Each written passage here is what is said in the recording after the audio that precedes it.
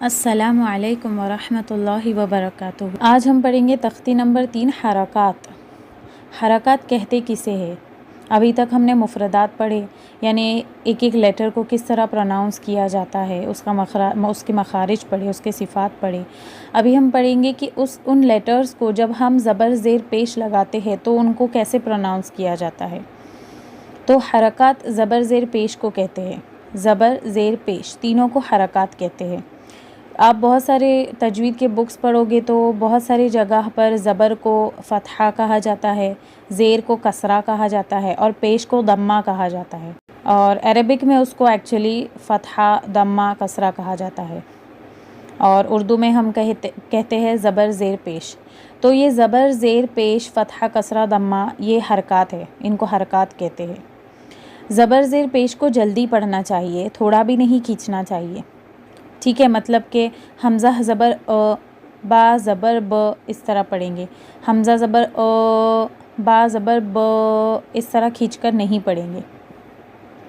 اور یہ بتایا ہوا ہے کہ زبر کی آواز اوپر کو جاتی ہے، مطلب کہ حمزہ زبر با زبر ب، ٹھیک ہے، اوپر کی طرف اٹھ رہی ہے آواز۔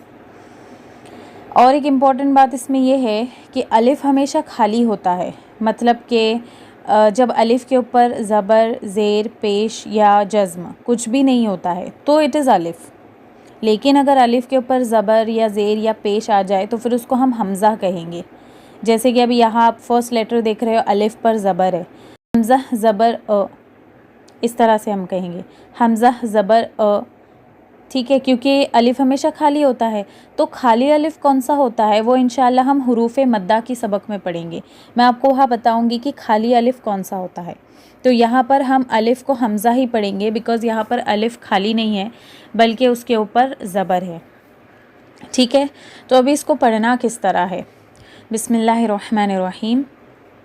حمزہ زبر با زبر ب، تا زبر ت، ثا زبر ث، جیم زبر ج، ح زبر ح، خا زبر خ، دال زبر د، ذال زبر ذ، را زبر ر، زا زبر ز، سین زبر س، شین زبر ش، صاد زبر س، سی۔ ابھی سین اور صاد میں ڈفرینس بالکل واضح ہونا چاہیے، بیکاز میں نے آپ کو حروف تہجی میں ہی بتائی تھی کہ کچھ حروف ہے جو حروف مستعلیہ ہوتے ہیں، 7 حروف مستعلیہ ہے، خا، صاد، ضاد، طا، ظا اور غین اور قاف۔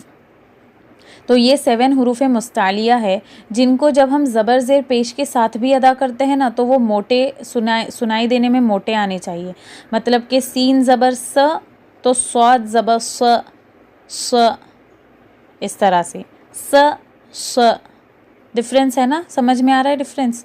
سین کو ہم باریک پڑھیں گے اور صاد کو ہم موٹا پڑھیں گے، س۔ ضاد زبر ض، د نہیں پڑھیں گے، ض، ضاد زبر ض، طا زبر ط، ظا زبر ظ، عین زبر ع، غین زبر غ، غین زبر غ، گ نہیں غ، فا زبر ف، قاف زبر ق، قاف زبر ق، کاف زبر ک، ق ک، ڈفرینس ہونا چاہیے، قاف موٹا ہے، کاف باریک ہے۔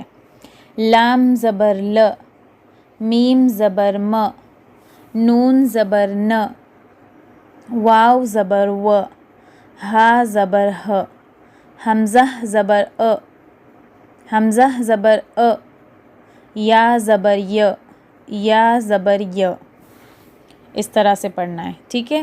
اس کے بعد مشق مطلب کہ پریکٹس، درس۔ ابھی اس کا ہجہ کس طرح کرنا ہے؟ ہجے کسے کہتے ہیں کہ ایک ایک لیٹر کو جوڑ کے پڑھنا، اس کو ہجے کہتے ہیں، مطلب کہ دال زبر د، را زبر ر، در، سین زبر س، درس، اس طرح سے اس کو ہجے کرنا کہتے ہیں، ٹھیک ہے؟ تو ہجے کرتے ٹائم ایک ایک لیٹر کو ہم پریویس لیٹر سے ملائیں گے. دال زبر د، را زبر رو، پہلے اس کو ادا کریں گے اینڈ دین سین زبر س کو ایڈ کریں گے. کوئی ہوتا ہے جو دال زبر د، را زبر ر، سین زبر س اس طرح پڑھتا ہے، تو اس طرح نہیں. ہجے ایک ایک لیٹر کو ملا کر پڑھنے کو کہتے ہیں. دال زبر د، را زبر ر، در، سین زبر س، درس. واو زبر و، دال زبر د، ود، عین زبر ع، ودع، ودع. عبد، عبد.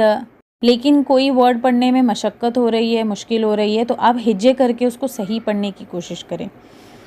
عبد. کوئی ہوتا ہے اس کو پڑھتا ہے عبد، جو رانگ ہو جائے گا، بیکاز ابھی ہم نے حرکات کی رولنگز میں پڑھا کہ زبر زیر پیش کو جلدی ادا کرنا چاہیے. تو عبد اس طرح پڑھیں گے. کسب، دخل، دخل. خا کو تھوڑا پر کرنا ہے، اتنا پر نہیں کرنا ہے کہ دخل خا ادا ہو جائے تو رانگ ہو جائے گا. دخل. بلغ، وجد، سجد، درس، ودع، عبد، کسب، دخل، بلغ، وجد، سجد.